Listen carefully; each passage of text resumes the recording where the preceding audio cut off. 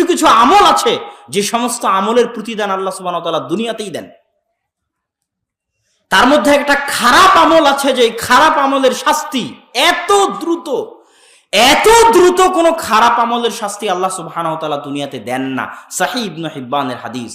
কিন্তু দুইটি আমলের শাস্তি আল্লাহ সুবহানাহু ওয়া তাআলা অতি দ্রুত দুনিয়াতেই বাস্তবায়ন করেন।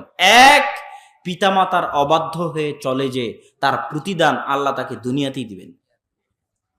সে তার চোখে দেখতে পাবে পিতামাতার অবাধ্যতার প্রতিদান।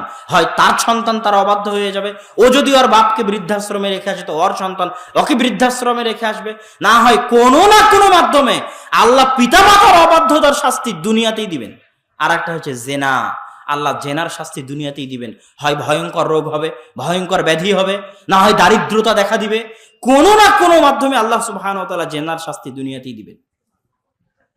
প্রত্যেকটা অ্যাকশনের রিয়াকশন আছে, প্রত্যেকটা কাজের পাল্টা প্রতিক্রিয়া আছে।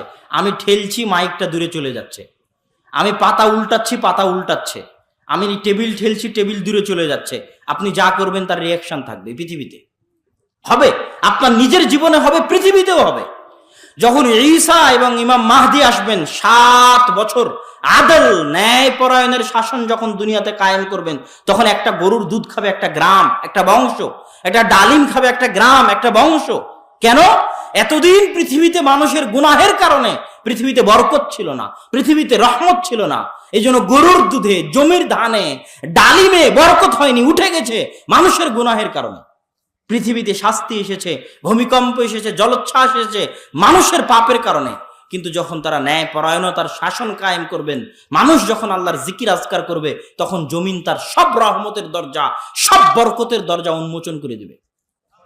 আসমান এবং জমিনে অগণিত অসংখ্য রহমত বরকতের দরজা আছে, যে আল্লাহর তাওহীদ কায়েম করবে আল্লাহ তার জন্য মুক্ত করে দিবে। কে জানতো মরুভূমির ওই সমস্ত ফকির মিসকিন যাদের কাছে কিছুই ছিল না, তাদের মরুভূমির নিচে আল্লাহ তেল দিয়ে দিবেন? কে জানতো? ইন্নাল্লাহ আলা কুল্লি শাইইন কাদির। সম্মানিত উপস্থিতি, তো আমরা আলোচনা করছিলাম যে একজন মানুষ, আল্লাহ সুবহানাহু ওয়া তাআলা মানুষকে পৃথিবীতে আবাথা এমনি সৃষ্টি করেনি। আর একজন মানুষের সবচেয়ে বড় শত্রু হচ্ছে শয়তান, এবং শয়তান মানুষকে সিরাতে মুস্তাকিম থেকে দূরে রাখার জন্য আপ্রাণ চেষ্টা করে। রাসূল সাল্লাল্লাহু আলাইহি ওয়াসাল্লাম এবং আল্লাহ সুবহানাহু ওয়া তাআলা পবিত্র কোরআন মাজিদে এবং আল্লাহ রাসূল তার হাদিসে তো অসংখ্য হাদিস, কোরআনের পৃষ্ঠা উল্টালেই দেখবেন শয়তান, হাদিসের পৃষ্ঠা উল্টালেই দেখবেন শয়তান, হাদিসে হাদিসে শয়তান, আয়াতে আয়াতে সূরায় সূরায় শয়তান। ওয়ালা তাত্তাবিউ খুতুওয়াতিশ শাইতান ইন্নাশ শাইতানা লাকুম আদুউম মুবিন। শুধু শয়তান। আউযু বিল্লাহি মিনাশ শাইতানির রাজিম, বিসমিল্লাহি আল্লাহুম্মা ইন্না আউযু বিকা মিনাল খুবুতি ওয়াল খাবাইস। শুধু শয়তান। ঘুমাতে যাবেন শয়তান, ঘুম থেকে উঠবেন শয়তান, বাড়িতে প্রবেশ করবেন শয়তান, খেতে বসবেন শয়তান, সর্বত্র শয়তান ওত পেতে বসে আছে আপনাকে পথভ্রষ্ট করার জন্য। আর শয়তানের ওই ওত পাতা থেকে বেঁচে থাকার নামই হচ্ছে পৃথিবীতে সিরাতে মুস্তাকিমে টিকে থাকা। রাসূল সাল্লাল্লাহু আলাইহি ওয়াসাল্লাম একটা বাস্তব উদাহরণ দিয়েছেন হাদিসের মাধ্যমে, যে মানুষ যখন ফজরের সময় ঘুমিয়ে থাকে, তখন শয়তান মানুষের কাঁধের কাছে গিয়ে বলে, নাম নাম ফারকুদ ইন্না লাইলাকা তাবিল, ঘুমিয়ে থাকো, রাত অনেক লম্বা, অনেক লম্বা রাত। তার ঘাড়ের কাছে শয়তান 3টে গিট দেয়। এটা আল্লাহ রাসূলের হাদিস। আপনি হয়তো মনে করতেছেন এত শীতের মধ্যে, ল্যাপের মধ্যে এত আরাম, এত মজা, কিন্তু আসলে এটা আপনার কাছে মনে হচ্ছে আরাম মজা, কিন্তু আসলে এটা শয়তান আপনাকে মনে করাচ্ছে। এইটা যখন আপনি বুঝতে পারবেন, তখন সঠিক রাস্তায় আসতে পারবেন। আর যখন মনে করবেন আপনার নিজের আরাম, নিজের মজা, নিজের আয়েশ, তখন আর আসতে পারবেন না। যে গেম নিজের মজার জন্য খেলছেন, যে গান নিজের আরামের জন্য শুনছেন, এটা আসলে শয়তান শোনাচ্ছে। এই কান, এই চোখ, এই নাক, এগুলো প্রত্যেকটা হচ্ছে শয়তানের আক্রমণের রাস্তা। শয়তান মানুষের উপর আক্রমণ করে। এই চোখ দিয়ে শয়তান ওই জিনিস দেখাবে যেই জিনিস আল্লাহ পছন্দ করেন না। এই কান দিয়ে শয়তান ওই জিনিস শোনাবে যেই জিনিস শোনা আল্লাহ পছন্দ করেন না। এটা শয়তানের আক্রমণের রাস্তা।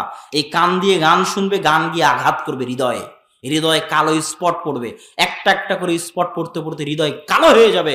আল্লাহুম্মা ইন্নী যালামতু নাফসি, হে আল্লাহ আমি আমার আত্মার উপর অত্যাচার করেছি। গুনাহ করতে করতে, কালো স্পট পড়তে পড়তে অন্ধকার হয়ে গেছে, আমি আমার আত্মার উপর অত্যাচার করেছি। গুনাহ করা বলে হয়নি, অত্যাচার, কেননা প্রত্যেকটা গুনাহ আত্মার উপর অত্যাচার, প্রত্যেকটা অন্যায় কাজ আত্মার উপর অত্যাচার।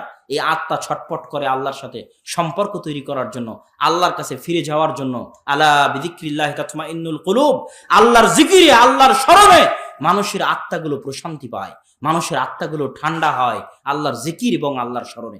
এই আত্মার খাদ্য আল্লাহর জিকির, আল্লাহর স্মরণ। আল্লাহর জিকির আর আল্লাহর স্মরণের সবচেয়ে বড় মাধ্যম সালাত। মানুষ মনে করে জিকির মানে আল্লাহ আল্লাহ আল্লাহ, এটা মনে হয় জিকির। কোরআনের একটা আয়াত আছে দেখবেন, আকিমিস সালাত